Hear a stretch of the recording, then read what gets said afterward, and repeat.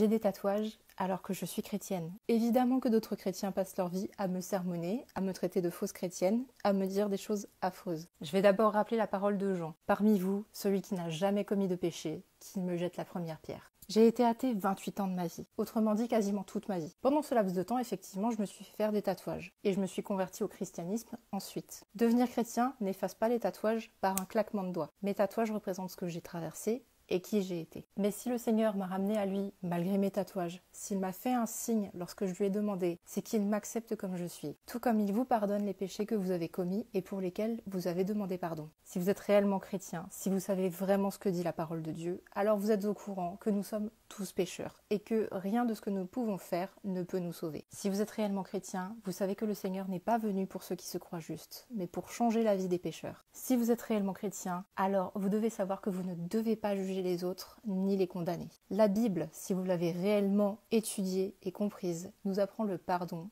la tolérance, l'acceptation, le repentir. Je n'ai pas eu un bon départ dans la vie. J'ai traversé de nombreuses épreuves. Ça ne signifie pas que je ne peux pas avoir un bel avenir avec le Seigneur dans ma vie. Vous êtes heureux qu'il vous pardonne vos péchés. Alors vous aussi faites preuve de clémence et de gentillesse à l'égard de ceux qui se repentent.